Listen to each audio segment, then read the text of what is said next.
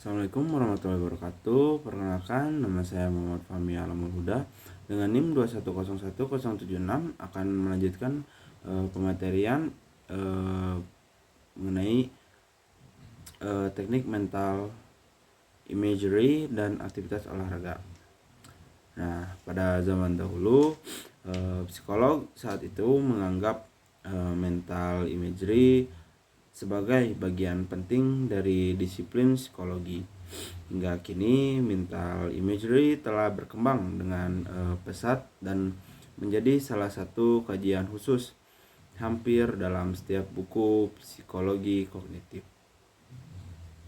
Dalam aplikasinya, mental imagery telah mewarnai banyak bidang terapan termasuk dalam pendidikan dan olahraga.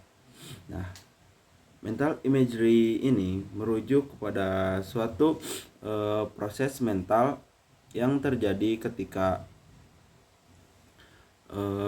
seseorang membayangkan sesuatu objek, peristiwa, atau pengalaman gerak tertentu melalui multimodalitas seperti visual, auditorial, kinestetik, dan lain-lain. Mental imagery mengandung dua hal pokok. Yang pertama, representasi mental berupa aktivitas untuk membayangkan atau memunculkan kembali suatu objek, peristiwa, ataupun pengalaman. Nah, yang kedua, aktivitas mental imagery terjadi dalam pikiran tanpa kehadiran stimulus eksternal yang sebenarnya. Nah, mental imagery dalam belajar keterampilan gerak dimaknai sebagai aktivitas untuk membayangkan atau memunculkan kembali objek, peristiwa ataupun pengalaman, keterampilan gerak dalam pikiran.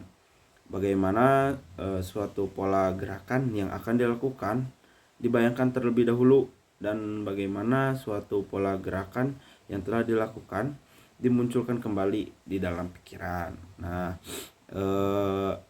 adapun beberapa hal yang menyangkut dengan mental imagery. Yang pertama, mental imagery adalah suatu metode keterampilan psikologis dalam pelatihan keterampilan gerak. Yang kedua, mental imagery adalah sebuah aktivitas dalam pikiran yang menyerupai pengalaman perseptual atau aktivitas mental untuk mengingat atau memunculkan kembali suatu objek, peristiwa, ataupun pengalaman gerak yang benar dan disadari oleh orang yang melakukannya. Nah, yang ketiga, prosesnya tidak disertai oleh objek atau peristiwa yang menjadi sumber persepsi semula dan melibatkan multimodalitas tentang apa saja yang dapat dilihat, didengar, diraba, dibaui atau dicita rasakan. Metode mental imagery harus digunakan secara tepat, teratur, dan kontinuansi seperti halnya metode untuk latihan fisik, sehingga dapat membantu atlet untuk menguasai keterampilan gerak yang kompleks dan meningkatkan performa geraknya. Nah, selanjutnya ada jenis dan dimensi mental imagery. Jenis mental imagery dapat berbentuk visual, model, kinestetik, auditori, penciuman, perabaan, dan pengecap. Adapun internal imagery yaitu jenis mental imagery yang menggambarkan kembali gerakan-gerakan yang telah dilakukan atau suatu gerakan yang telah dikonstruksi dalam pikiran. Nah, sedangkan external imagery adalah aktivitas utamanya yaitu visual, di mana atlet melihat dirinya dari luar seolah-olah mereka menjadi penonton yang menyaksikan performanya sendiri. Selanjutnya ada dimensi mental imagery. Jenis imagery terdiri atas dimensi ketajaman atau kejelasan dan kemampuan mengendalikan diri atau controllability. Nah, dimensi ini sangat menentukan dalam mental imagery sebab kian tajam individu menyebabkan gerakan yang akan dilakukan seolah-olah gerakan tersebut adalah dilakukan.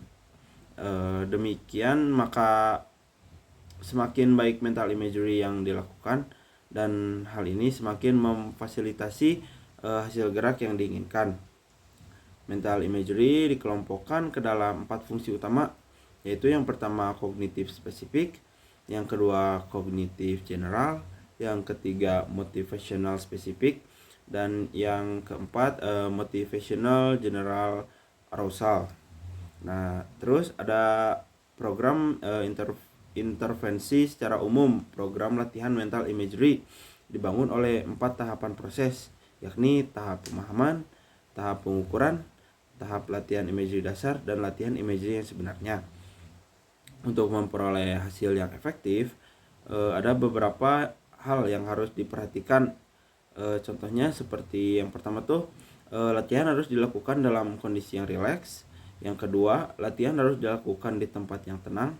Yang ketiga, gunakan multimodalitas sensori seperti visual, auditorial, kinestetik, penciuman, perabaan, dan pengecap. Nah, yang keempat, upayakan agar menggunakan kombinasi perspektif mental imagery, di mana itu ada internal dan eksternal, terutama untuk atlet-atlet yang memiliki popularitas tinggi ataupun kelas yang tinggi.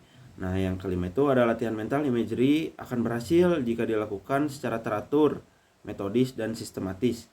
Yang keenam, kombinasikan latihan mental imagery dengan latihan gerak yang sebenarnya.